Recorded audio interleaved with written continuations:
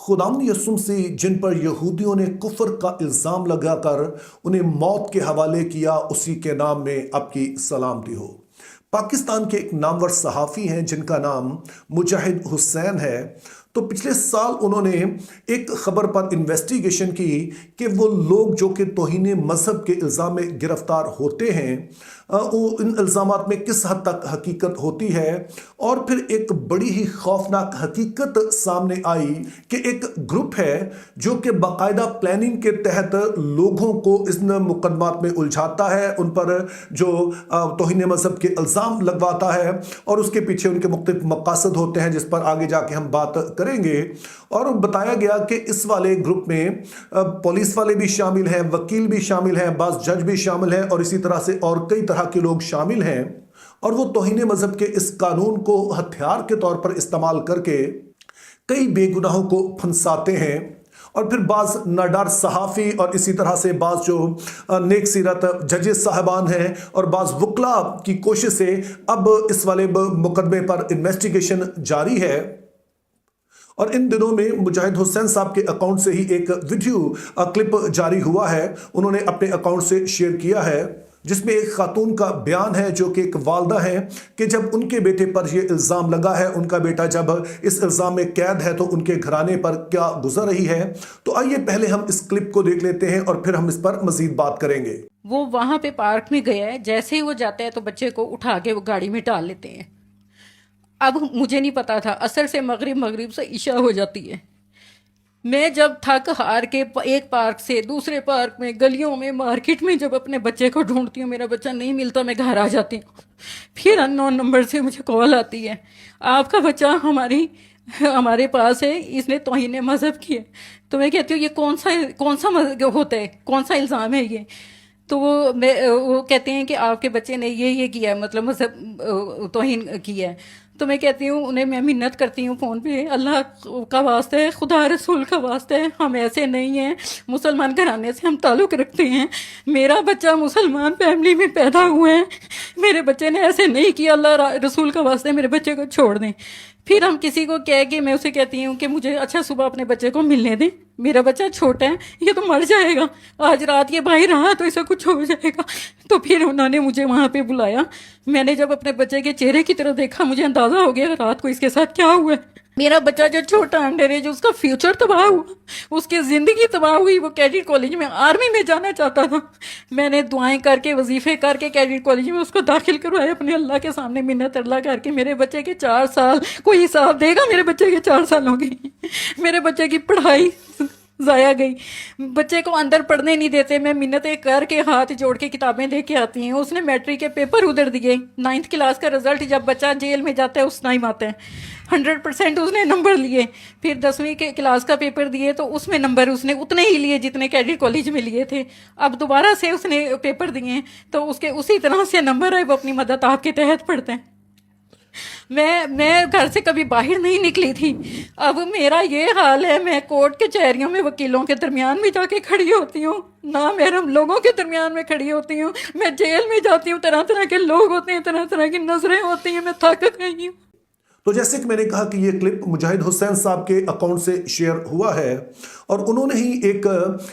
Event का arrange किया, उन्होंने एक प्रोग्राम मुनक्कद किया।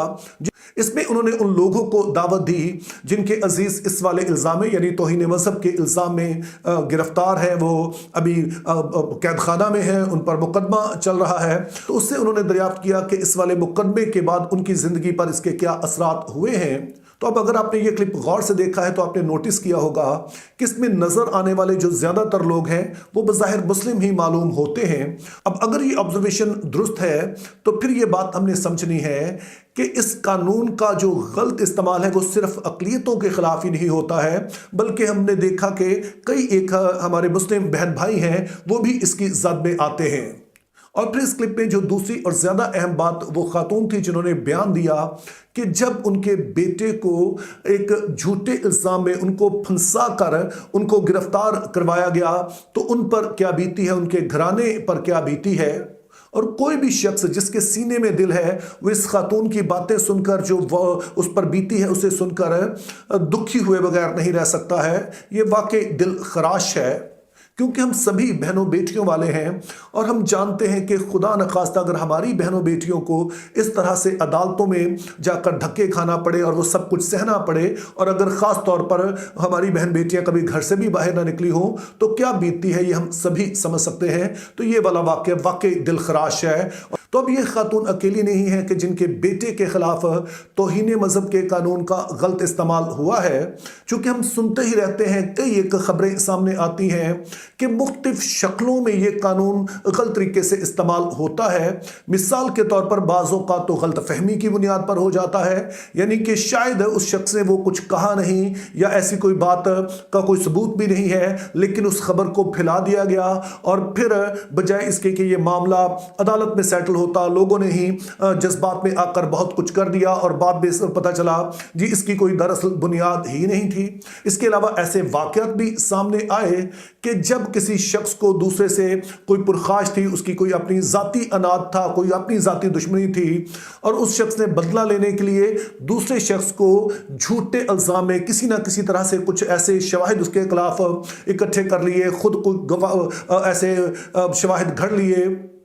اور اس طرح سے اسے اس الزام میں پھنسا کر اپنا حساب چکتا کر لیا۔ اور پھر اس قانون کے غلط استعمال کی جو بدترین مثال دیکھنے میں آئی وہ یہ گینگ ہے جس کا ابھی ہم نے ذکر کیا ہے، جو توہین مذہب بزنس گینگ کے نام سے مشہور ہوا ہے، بلیسفیمی بزنس گروپ اسے کہا جا رہا ہے۔ تو جیسے اس ویڈیو کے شروع میں میں نے کہا کہ یہ باقاعدہ پلاننگ کے تحت لوگوں کو انٹریپ کرتے ہیں۔ مثال کے طور پر اگر ایک شخص نے کسی دوسرے کی زمین ہتھیانی ہے تو پھر اس نے اس گروپ سے رابطہ کیا اور پھر اس گروپ نے کچھ ایسی چال چلی کہ وہ شخص جسے زمین ہتھیانی ہے اس کو کسی طرح سے اس والے قانون کے گھیرے میں وہ لے آئے۔ اور اسی طرح سے اگر پھر کچھ نوجوان لوگ ہیں، ان کے آپس میں کچھ پرابلمز چل رہے ہیں تو ان کو تو انہوں نے بڑے ہی خاص طریقے سے گھیرا، یعنی کہ سوشل میڈیا کے استعمال سے پہلے ایسے گروپ بنائے گئے وہاں پر جہاں پر لوگ آپس میں بات چیت کرتے تھے اور اسی میں کچھ ایسا مواد شیئر کیا جاتا جو کہ توہین مذہب کے زمرے میں آتا ہے، اور پھر یہ مواد اس شخص کے پاس بھیجا جاتا جس کے خلاف وہ یہ سب کچھ کرنا چاہ رہے ہیں۔ اور بعد میں جیسے کوئی شخص، کوئی لڑکا لڑکی کہتے کہ جی ایک پوسٹ شیئر ہوئی تھی، وہ مجھے مل نہیں رہی ہے تو کیا کوئی میرے ساتھ شیئر کر سکتا ہے، اور جب اس شخص نے شیئر کر دی تو پھر اسے ثبوت کے طور پر استعمال کیا گیا۔ یہ ایک ٹرک تھی، اس کے علاوہ بھی کئی اور طریقے سے وہ ایسا کرتے ہیں۔ لیکن بہرحال ہمارے لیے جو امپورٹنٹ بات ہے کہ یہ گروپ باقاعدہ پلاننگ کے تحت اس قانون کو ایک ہتھیار کے طور پر استعمال کرتا رہا۔ تو اب ہمارے لیے سوال یہ ہے کہ پاکستانی مسیحی ہونے کے ناطے ان معاملات کے بارے میں ہمارا رد عمل کیا ہونا چاہیے۔ تو اس سلسلے میں جو پہلی چیز میں کہنا چاہتا ہوں جو ہر پاکستانی مسیحی کو دل کی تختی پر لکھ لینی چاہیے کہ دنیا میں ہم جس بھی ملک میں رہیں اس کے کچھ قانون قاعدے ہوتے ہیں۔ اب سبھی قوانین سبھی کو پسند نہیں ہوتے ہیں، لیکن اگر ہم نے کسی بھی ملک میں رہنا ہے تو پھر یہ لازمی ہوتا ہے کہ اس ملک کے جو بھی قانون قاعدے ہیں ہم ان کا احترام کریں۔ خود یسوع مسیح نے کہا کہ اعلیٰ حکومتوں کے تابع رہو۔ اگر ہم مغربی ممالک کی بات کریں تو ان کے اپنے قانون قاعدے ہیں۔ اس کی ایک مثال جو آپ فرانس سے لے سکتے ہیں کہ وہاں پر اس بات پر پابندی ہے کہ کوئی بھی بچہ جب سکول جاتا ہے تو وہ کسی بھی مذہبی سمبل کا استعمال نہیں کرے گا جس سے اس کے مذہب کے بارے میں پتہ چلتا ہو۔ تو مذہبی علامات کی پابندی ہے وہاں پر، چاہے آپ مسیحی ہیں تو آپ نے کراس پہن کے نہیں جانی ہے، تو اگر کوئی مسلم ہے تو اس نے وہ مسلم ڈریس کوڈ وہاں پر استعمال نہیں کرنا ہے، سکھ ہے، ہندو ہے، جو بھی ہے تو مذہب کو اپنے سکولوں میں لے کے نہیں آنا ہے، یہ وہاں کا قانون ہے۔ تو اسی طرح سے پاکستان میں بھی ایک قانون ہے 295 بی اور سی، تو پاکستانی مسیحی ہوتے ہوئے ہم نے اس قانون کا احترام کرنا ہے۔ دوسرے نمبر پر ایسے تمام گروپس، ایسے تمام سوشل میڈیا اکاؤنٹ سے دور رہیے جو کہ کسی بھی مذہب کے خلاف زہر اگلتے ہیں، کیونکہ ایسا دو طرح کے لوگ کرتے ہیں۔ ایک تو وہ ہیں جو کہ پاکستان سے باہر بیٹھے ہیں اور ان میں ہر طرح کے لوگ شامل ہیں، ان کے ہر طرح کے مذہبی بیک گراؤنڈ ان کے موجود ہیں، اور وہ پاکستان کے خلاف بھی، دوسرے مذہب کے خلاف بھی زہر اگلتے رہتے ہیں۔ اور دوسرے پھر وہ ہیں جن کو ایکس مسلم کہا جاتا ہے، ان کی اپنی ذاتی رنجشیں ہیں، وہ اپنے دل کا غبار نکالتے ہیں۔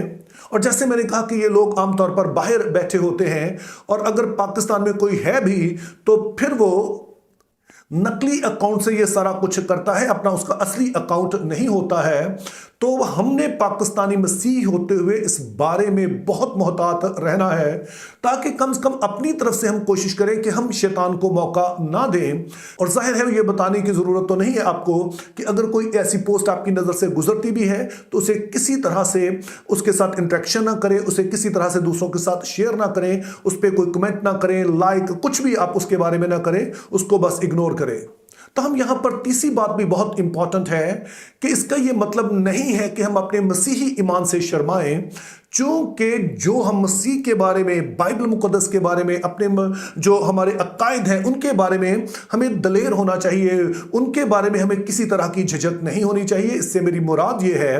کہ اگر کوئی ہمیں یسوع مسیح کے بارے میں پوچھتا ہے تو ہمیں پوری طرح سے پتہ ہونا چاہیے کہ ہم مسیح کے بارے میں کیا ایمان رکھتے ہیں. بائبل مقدس کے بارے میں پوچھتا ہے تو جو ہمارا ایمان ہے ہم ضرور شیئر کر سکتے ہیں, کیونکہ میں نے مسیحوں کو دیکھا ہے کہ ہم پھر دوسری ایکسٹریم پر چلے گئے ہیں کہ ہم اپنے ایمان کے بارے میں بھی بالکل خاموش ہو جاتے ہیں. تو جب کوئی آپ کو یسوع مسیح کے بارے میں پوچھے, جب بائبل مقدس کے بارے میں پوچھے, جب مسیحی عقائد کے بارے میں پوچھے, تو آپ نے دلیری سے بیان کرنا ہے, اور اس میں آپ نے ظاہر ہے دوسرے مذہب پر تبصرہ نہیں کرنا ہے. وہ جو بھی سوچتے ہیں, جو بھی کرتے ہیں, یہ ان کا مسئلہ ہے, لیکن اپنے مذہب کے بارے میں ہمیں ویل اویئر بھی ہونا چاہیے اور دلیر بھی ہونا چاہیے تاکہ جو ہم ایمان رکھتے ہیں اس کا اظہار کر سکیں. اور پھر چوتھا بڑا ہی اہم کام ہم یہ کر سکتے ہیں کہ ہم دعا کریں, کیونکہ جیسے میں نے کہا کہ یہ توہین مذہب بزنس گروپ کے خلاف تحقیقات جاری ہیں, ان کے خلاف کارروائی ہو رہی ہے. تو اس موقع کو خدا استعمال کرے تاکہ اس والے قانون کا غلط استعمال نہ ہو, جو معصوم لوگ ہیں وہ اس کی زد میں نہ آئیں, اور خدا حکومت پاکستان اور جتنے بھی اہم عہدیدار ہیں, ججز ہیں, وکیل ہیں, پولیس والے ہیں, صحافی ہیں اور دیگر جتنے لوگ ہیں ان کو فضل عطا کرے کہ وہ سچائی کی طرف جائیں تاکہ کسی بھی شخص کے ساتھ ظلم نہ ہو. کیونکہ اگر اس ملک کی اکثریتی آبادی چاہتی ہے کہ یہ قانون ہونا چاہیے تو یہ پھر اس ملک میں رہے گا, لیکن ہم یہ دعا ضرور کر سکتے ہیں کہ اس قانون کا کوئی غلط استعمال نہ ہو. تو میری دعا ہے کہ جتنے بھی لوگوں پر جھوٹا الزام لگا کر انہیں قید خانہ میں رکھا گیا ہے, جلد خدا ان کے لیے راہیں پیدا کرے, وہ واپس اپنے عزیزوں میں آ سکیں, تاکہ بہت ساری مائیں, بہت سارے بہن بھائی, بہت سارے بزرگ جو کہ اس وقت اپنے عزیزوں کی وجہ سے کوفت کی حالت میں ہیں, تکلیف کی حالت میں ہیں, وہ اس سے نکلیں. Think biblically, live purposefully, have a very good day.